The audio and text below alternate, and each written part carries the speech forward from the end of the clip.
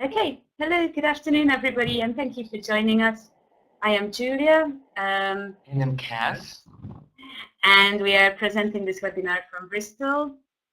We are both teaching at the University of Bristol, and we are going to talk about non-native teachers in English for academic purposes in the UK today.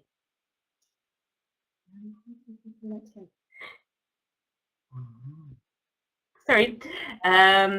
So the first question we have for you today is, who is a native speaker? How would you define a native speaker? Because there are so many different definitions and so many different ways to understand this. We'd just like to hear from the participants. You can write in the chat and you can say what would be your definition of a native speaker of a language. Okay, we'd like to hear that.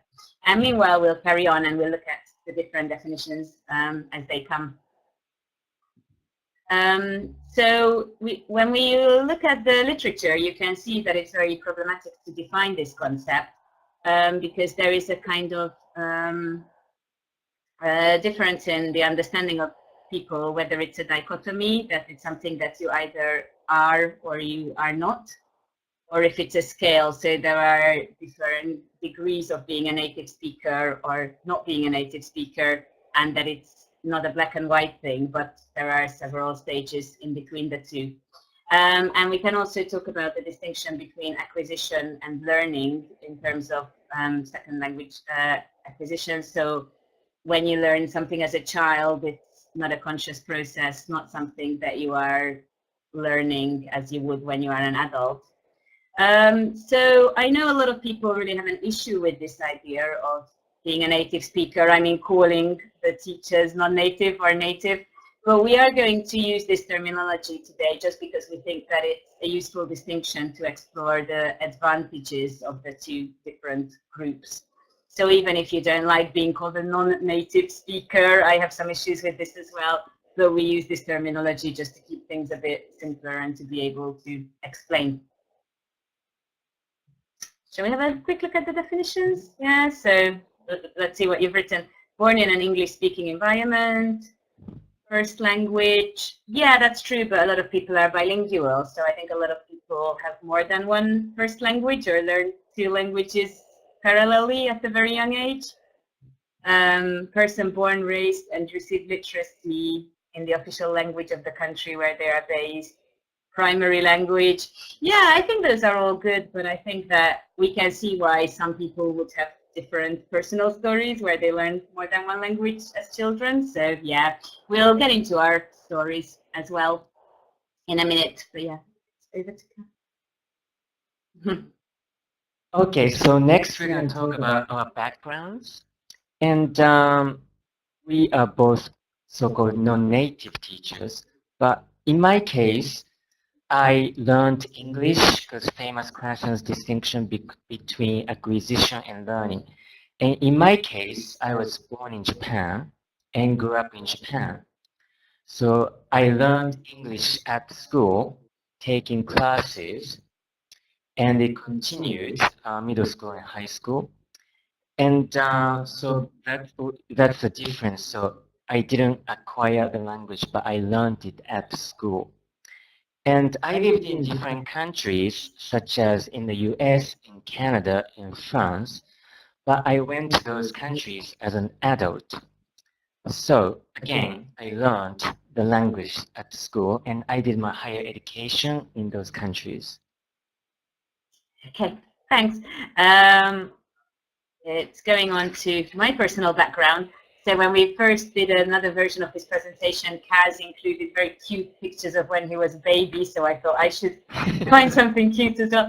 So you can exactly, yeah, you can vote who is cuter. Right. We won't get offended. So my story is a little bit more complicated because I was sort of to some extent bilingual in my upbringing. I was born in Hungary, but I first moved to England when I was 7 years old. So it's not the same as having, you know, English as a first language, but I was very young when I learned the language. And I don't remember sort of memorizing grammar or having any rules explained to me like that. I literally just kind of picked it up as I was in school and figured out what the words meant from the context. So I think my learning process was acquisition. It was more similar to how you would learn your mother tongue, because nobody ever explained the rules to me or asked me what it, I didn't know what second conditional or present perfect or anything like that until I became a teacher. Anyway, I spent my teenage years in Hungary, and I also did my first degree there. And then I returned to the UK when I did my master's degree. You can see the second picture there, with my cousin who was also with me when I was a little girl. And it's been nearly 10 years now that I've been living in the UK and living in Bristol.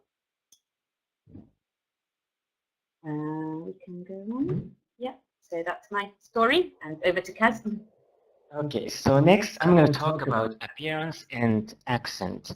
So the first one is appearance, and I'm going to quote Faiez's study. And Faiez, he did a study in Canada, and participants were teacher candidates in Bachelor's of Education programs, and 6 participants, and 4 of whom were non-white teacher candidates. And in this, basically, generation 1.5, so the definition is people who were born outside Canada and US, or born to immigrant parents, but received most of their secondary and elementary education in North America. So it's kind of between first and second generation. And according to the study, so Faiez mentioned these 2 studies, Lindman and Rubin, and these studies show that students evaluate teachers by their accent and ethnicity. So not just accent, but by ethnicity as well. And for non-white teacher candidate participants, they expressed fear of not being accepted as native due to their racial identity. And actually, I can identify myself with them because, for instance, when I teach English, pre-sessional, the first day, because many of them are Chinese and they think I'm a student as well. And also, they assume that I'm a non-native teacher right away because of my Asian appearance. And same thing happened when I was teaching French in Vancouver, because every time I said I was teaching French, I got this kind of quizzed look, or kind of even some people laughed because I look Asian and I was teaching French. So without the accent, actually appearance actually affects people's judgment as well. And so it goes to the next topic, which is an accent. So if the accent is the issue, actually native speakers, of course, have different accents as well. So I just listed those famous ones like idiolect, sociolect, and dialect. So idiolect is basically similarities in the language use of an individual, like phonetic or characteristic phrases. It could be grammar as well. So for example, my sisters and I grew up in the same environment, but we talk differently. In sociolect, it can be ethnic group or socioeconomic class as well. And so it's basically similarities in the language use of a community of individuals. And of course, dialect, which is usually regional. So even natives have different accents. And the Cramsh mentioned that native speakers do not always speak according to the rules of the standard national languages, so they display regional and occupational, and even generational and class-related ways of talking. And it's very true as well. And also David Crystal, which was in the interview of TEFL Equity, and he mentioned that, so basically most people grow up in a regional setting in which non-standard grammar is normal, and they learn standard English at school, like natives do. And it's very true as well. And so I also put this very famous Hatcher's circles, word Englishes. So basically, so inner circle is the big 6. So UK, Ireland, US, Canada, Australia, New Zealand, and South Africa. And outer circle represents usually former colonies like India and Nigeria, where they use English as an administrative language. And expanding circle, which I came from, so which is Japan, China, Russia, and Brazil. So they learn English at the school. And according to Kanagawa, 80% of the world's English language teachers are non-native speakers. So which corresponds with Kachu's estimates as well, because he said for non-native speakers for each native English speaker. So the statistics is very, very similar. But I want to talk about even those people from outer circle, such as India, because Parek wrote an article, it was in The Guardian, and he talks about discrimination against Indian teachers, especially when they go to other Asian countries. And they get kind of different treatments because they are Indians and from the outer circle, which is quite strange because they use English because they have 1,600 languages and dialects. So they use English to communicate, and they have, many of them have English medium education. And of course, English is the second official language. So they get treatment such as just restricted to teaching only kids, etc., which is a total discrimination because if they received higher education in English, why are they restricted to teaching kids? So it doesn't make sense. And but Parek talks about these kind of cases of discriminations when they teach abroad and Indian teachers. Okay. Echoing. Can you please turn off your mic while I'm speaking? I turned off my mic while you were speaking, and they said it's a bit better over there. Yeah, if you mute. Okay. Can you hear me okay? I put the mic back on because they were complaining that there was an echo. Okay. So thanks. Good. I started reading up on native speaker, on non-native teachers' identity, which I found really, really interesting.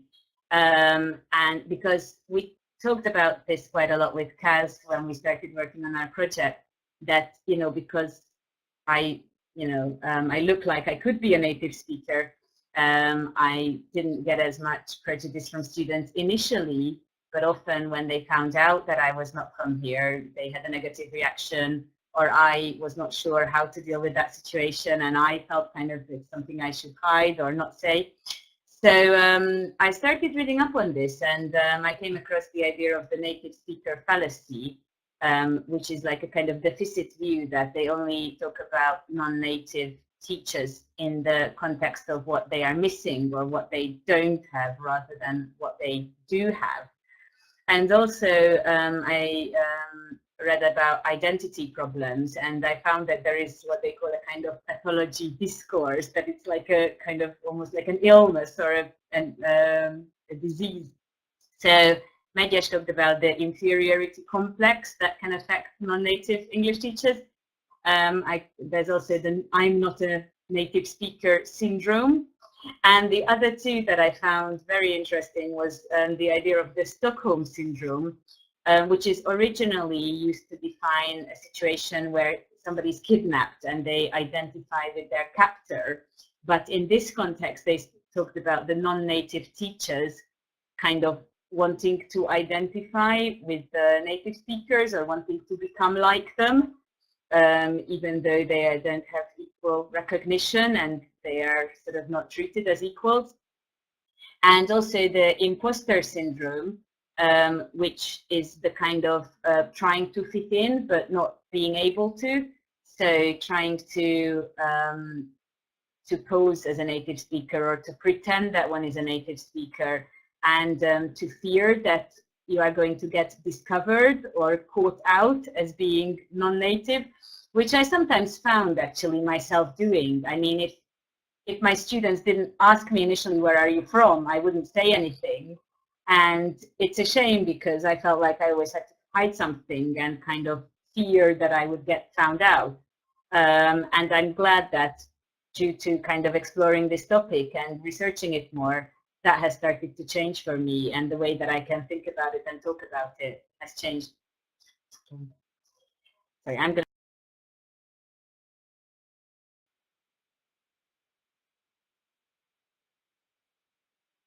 Sorry.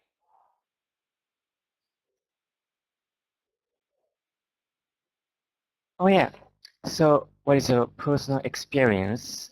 So if you are a non-native teacher, can you share some personal experiences?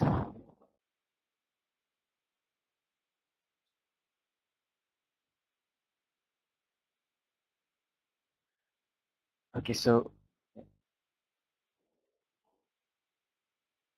next thing is non-native versus native. So differences in EFL.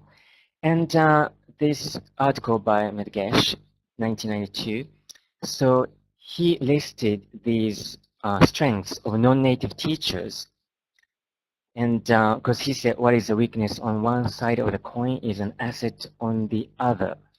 So I just want to share my experience just using these assumptions. And the first one serve as imitable models of the successful learner of English. So which is very true in my case because many Asian students, because they usually think I'm non-native right away. But at the end, they come to me and say, oh, I want to speak like you, write like you, etc. And so I can be a really good model for them. And the second one is basically knowledge of strategies, especially in my case, because I learned languages at school. So I used tons of strategies. So I have a bank of strategies to share with my students. And the third one, provide learners with information about the English language, which is true because Kanagawa mentioned that non-natives learned the target language through conscious study. So they tend to have a sound grasp of English grammar, which is very true in my case, because I love teaching grammar. And also, it could be cultural as well, I find, because when I taught Japanese, very often my students had more knowledge than me when it comes to Japanese culture, etc. And the fourth one, anticipate language difficulties, which is very true in my case because I speak Japanese and I learned a little bit of Mandarin. So I know in Mandarin there are no articles and also no tenses. So I can tackle these difficulties right away. And also collocations, because they kind of use almost like translated kind of collocations. So I attack collocations as well. And when it comes to pronunciation, I usually do an activity on the schwa, which is very unique in English, because I speak French as well, but schwa is like, from my knowledge, it's very unique in English. So I do an activity. And fifth one, because I always find how courageous my students are because most of them, usually it's the first time even being abroad when I do the processional. So I admire them. And the last one, benefit from sharing the learner's mother tongue.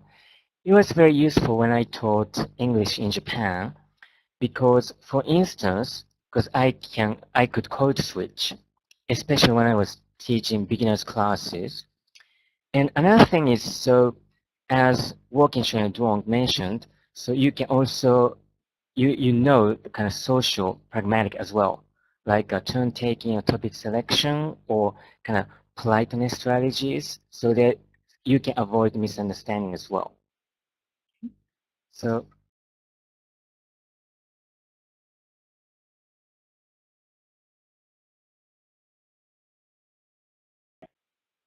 Okay, hi. The focus that we've got today is English for academic purposes. So this is teaching at university level. And we went to an English for academic purposes conference last year where there was a talk by Daniela Panayotova, and we were both really impressed with her. She raised the idea that non-native teachers are more empathetic, not just in general, but in English for academic purposes. There are some special aspects that you have to be empathetic with. So it's not just the language itself, but people have come from different learning cultures and different academic cultures. And if you also experienced education in a different country, you might understand where they are coming from better. So, for example, you have to transition from the result-oriented learning process to the process-oriented learning. What we mean by that is a lot of our students are Chinese, like has mentioned, but I come from a kind of Central Eastern European background, and it's similar there, that what is important is only the final grade or the final result. Whereas here in the UK, we focus much more on the process and doing drafts and doing peer review and working together. So a lot more pair work and group work. It's not just the teacher telling you what to do, what to think, but much more like student-centered. And also a lot more emphasis on critical thinking and independent learning. And all of those things are a kind of culture shock for our students at university. But I can understand where they are coming from and why it's so difficult for them, because I myself had my secondary education in a system where you just sit still and keep quiet and write everything down, and that's the expectation. So Daniela Panayotova is Bulgarian, so a lot of the things that she mentioned are actually quite similar in Hungary. So I found that as an English for academic purposes teacher, I can have more empathy towards my students in what they find difficult in the English educational system and what they find really strange or different. And there is also a quote from Bourdieu about academic language. This is up on the wall in Bristol University in our language center, that academic language is nobody's mother tongue. By that we mean that actually native speakers need to learn about academic writing and academic conventions as well. And we actually teach some academic language and literacy courses aimed at native speakers too. So that makes native speakers also a bit like second language learners, in that they need to learn about academic style and referencing conventions and things like that. However, people also argue, for example, Jennifer Jenkins, that as a native speaker, obviously it's still going to be easier to learn the academic language, even if it's not the same, but it's still easier, you know. So in English for academic purposes, we are teaching the students like language as well as academic culture and academic expectations. And in that way, I think as non-native speakers, we can serve as a model on several levels. I mean, we are models because we learned the language, but we are also models because we learned this academic culture, and we have kind of learned to cope in a UK higher education environment, which was not our original natural learning environment. And I feel that I've really benefited from this experience as a teacher. And we are going to talk a little bit about our own experience teaching at Bristol University.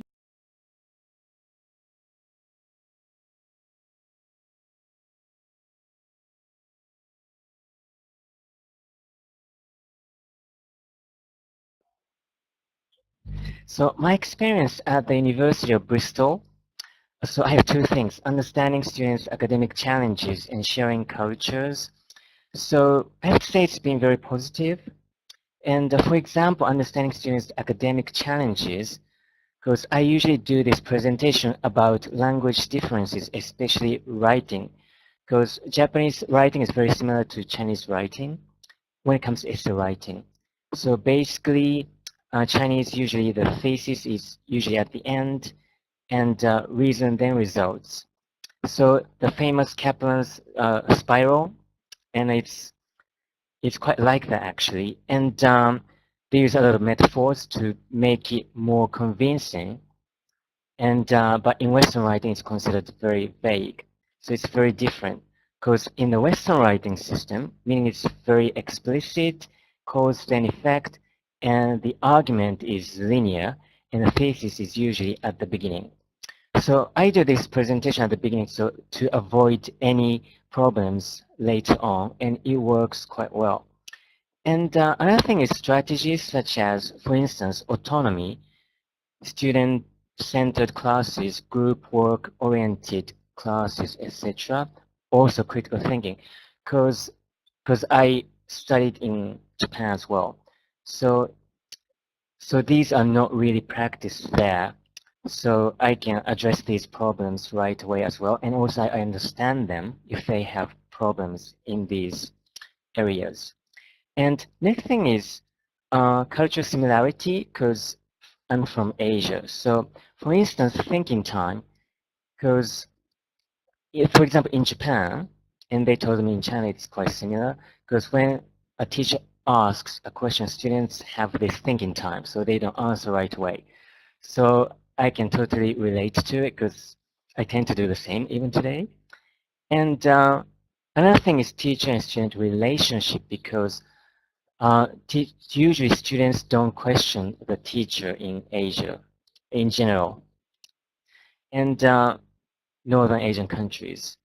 So I understand that, so I can tell them right away that it's okay to question the teacher, and so it's kind of different attitude. And also we share some very casual pop culture as well, like animation, like manga and cuisine. And also fear of losing face, because sometimes they don't speak up. So I usually tell them that it's okay to make mistakes, because fear of losing face is very important in Asian culture as well.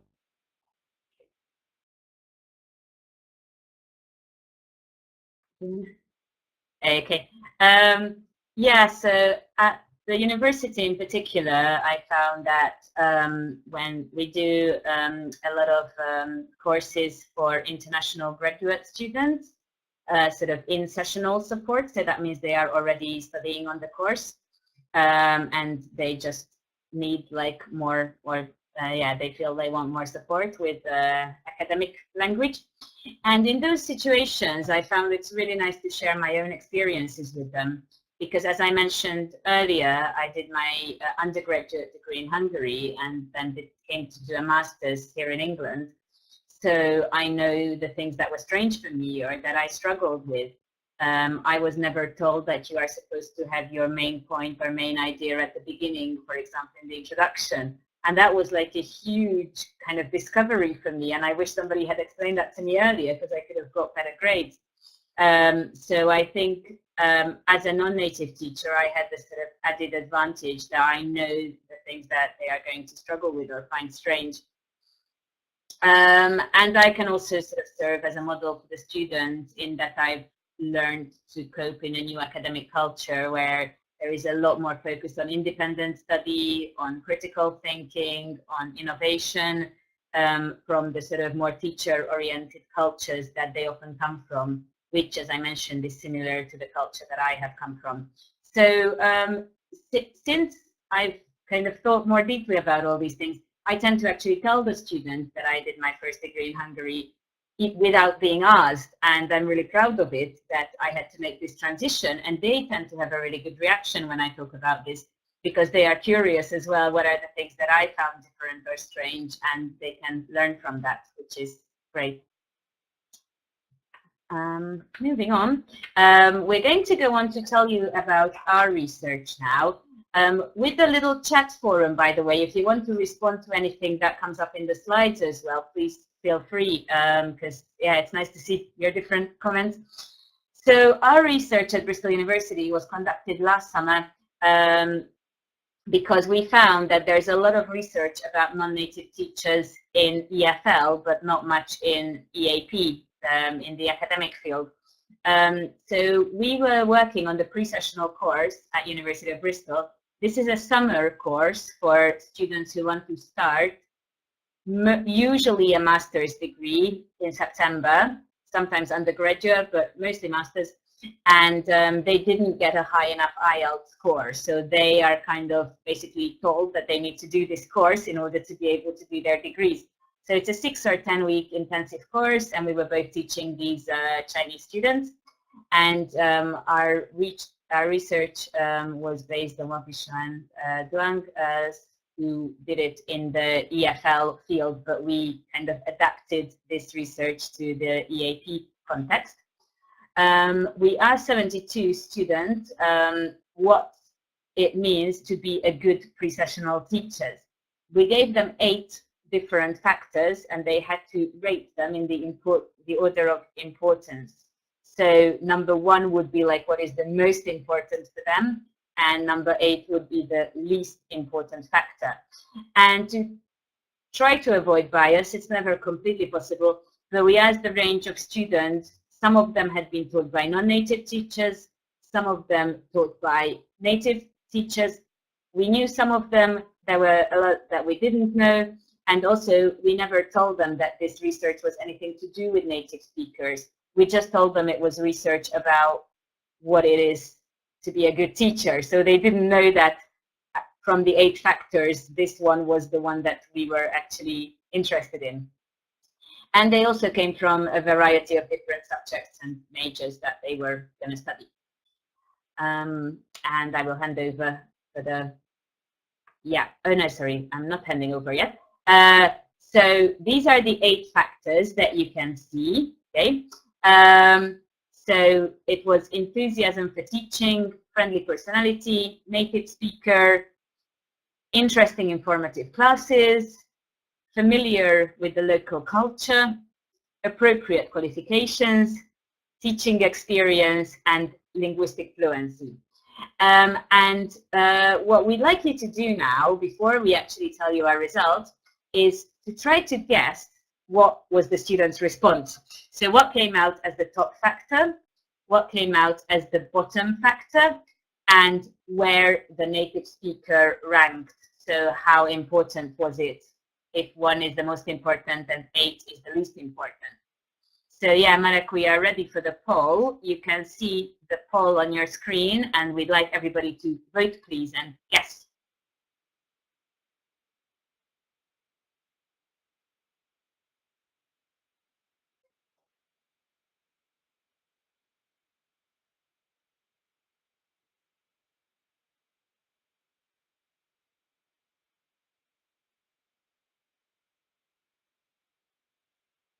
Okay, the interesting informative classes is leading so far. Got some answers for the second one, least important. They think it's native speaker.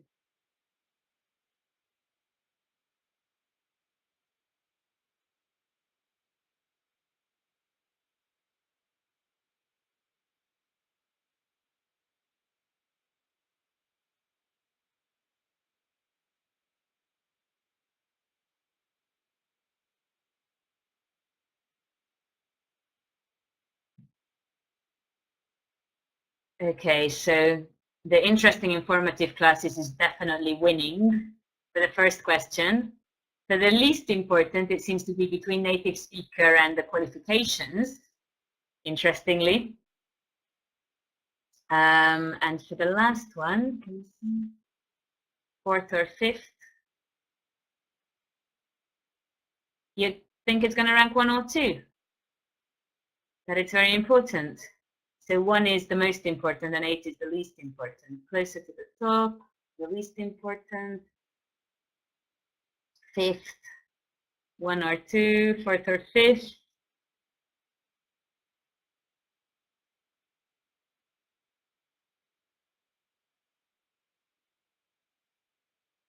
Yeah, this is how students rated it. I mean, we want you to guess, and after that, we will tell you what we actually got.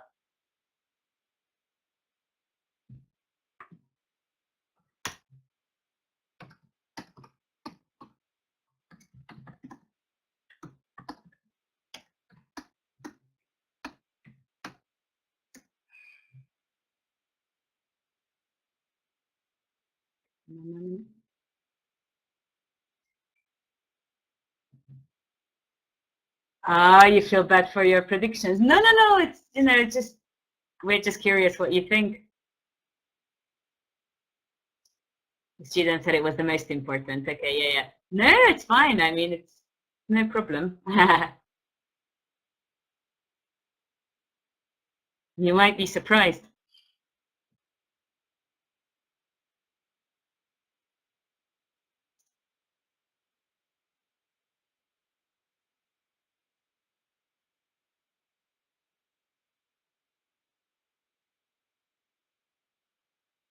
Nobody voted enthusiasm for teaching for the post.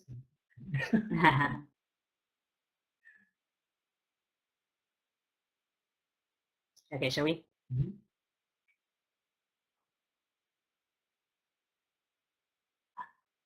Yeah, I think, Marek, you can minimize.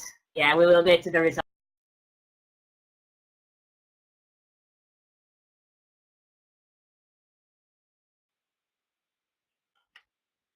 Okay, so we're going to present the results. Here we go. So that's the results. So 72 pre-sessional students, and this is the results. So the ranking. So enthusiasm for teaching came to number 1, and familiar with local culture was number 8, and native ranked number 7. So, because being a non-native teacher, we were actually quite relieved by this result. And concerning number 8, because they come here to learn academic English and not historian culture, so it kind of makes sense. But we did most as well. So most, basically, they are most frequently occurring number. So the meaning is, so number 1, enthusiasm for, so many people chose enthusiasm for teaching as the most important. And many people chose native speaker of English and familiar with local culture as the least important. And I also put some percentages there. So the number of participants who chose native speaker of English as most important, only 3. So, and 30 participants out of 72 put being a native speaker as the least important factor, which was 41%. So, and of course, there are limitations because it was at one school and one pre-sessional. So it's about reliability and also transferability. But we thought it was a really good pilot study, and maybe future studies could be more sample size and more cases like different schools or programs, and even more methods like doing an explanatory research, like doing an interview, asking why did you choose native as the most important, etc. And this actually corresponds with other studies like Wilkinshaw and Duong study we based on, and 50 students at 2 public universities in Vietnam. So participants value teaching experience more, 56%, than native speakerness. And they valued qualification, and 61% valued enthusiasm more to native speakerness, etc. And another study is PASEC study. It's 89 learners at a British university. So they place teachers' engagement, preparation, qualifications, professional background more important than teachers' linguistic background. Okay. And next thing is that we did a kind of quick thematic analysis of students' comments because we put a comment section as well. So of course, theme is native speaker, and because it came number 7 and number 8 as a mode, and also enthusiasm, which came number 1. So for those 2 themes, keywords or codes, for native speaker, it was pronunciation. Another thing was language fluency. So they mentioned these 2 things. So meaning is if the proficiency is good, maybe they don't mind if you're native or non-native. And for the enthusiasm, so these 5 key elements came up, and I think they're all important to be a good teacher in any field, I think. Like lively, enjoyable, interesting, patience, passion, preparation, etc. And for the patience, I really recommend learning a foreign language because when I tried to learn Mandarin, it was so hard and it made me very, very patient with my students. So let's go to the next section.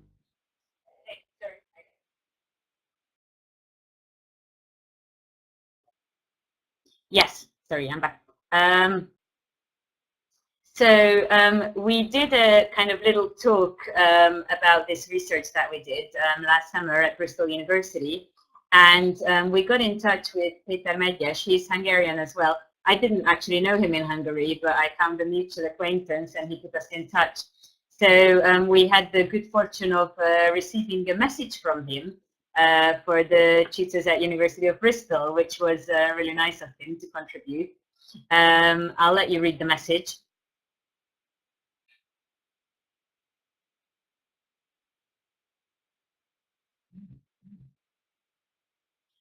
So I contacted him before this webinar and I asked him if he's okay for us to use his message and his picture.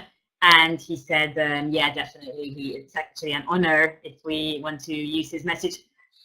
Some of our colleagues said that it's slightly weird to use the words different kinds of animals, but yeah, please be assured he didn't mean it in an offensive way at all. It was just kind of a way of talking. Yeah, the animal. Yeah, you notice. Yeah. Yes, we are. We can go into that as well, the whole monkey debate.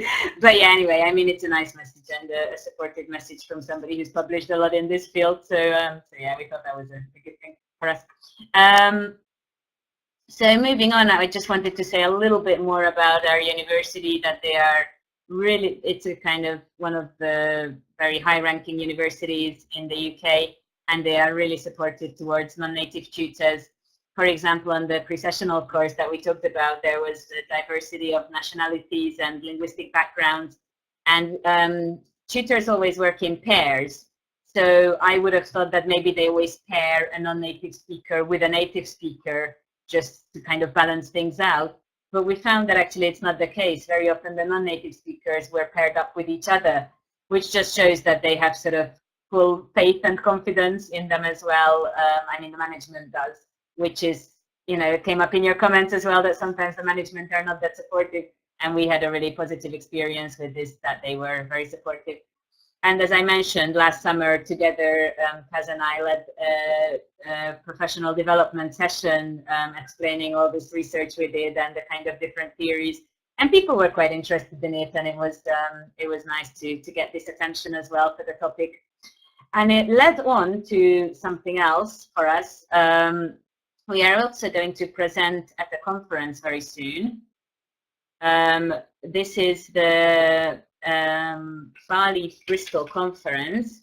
Bali means, I wrote it down, British Association of Lecturers in English for Academic Purposes. And they are having their sort of big biennial conference in Bristol this year. So it's going to be at our university. And the theme of the conference is collaboration. So our presentation is going to be about collaboration between native and non-native tutors and what we can learn from each other, to emphasize that obviously we're not trying to say that non-native tutors are better, but also that they are not inferior, that we have very different kinds of strengths and attributes that we can share and also learn from each other and work together. And you can see on the picture, Bristol is a very nice city, and we have this suspension bridge there. And it's about making connections and, well, yeah, building bridges, really. That's going to be in early April. If any of you happen to be interested, I assume you're not going to come over from Brazil, but yeah, you can see the website as well if you wanted to look that up and find out a bit more about the conference.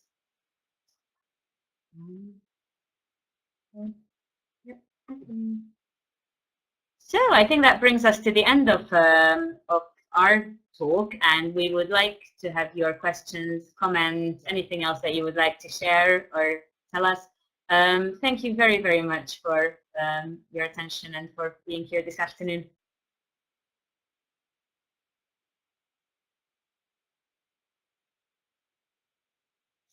Okay, we'd love to come to the conference. Yeah, we would love to have you. I think you will be able to read a lot of the abstracts and information if you do have a look at the website, even without attending. Certificate. Well, we haven't prepared one as such. Why was it? You mean the presentation was better than you thought, or the result? I can send you a certificate. To stay up to date, follow TEFL Equity on social media. We're on Twitter at TEFL Equity, on Google+, on YouTube, and on Facebook. You can also visit the website for free resources such as lesson plans, webinars, and blog posts. And you can also support the campaign for equal professional and employment opportunities for native and non-native speaking teachers.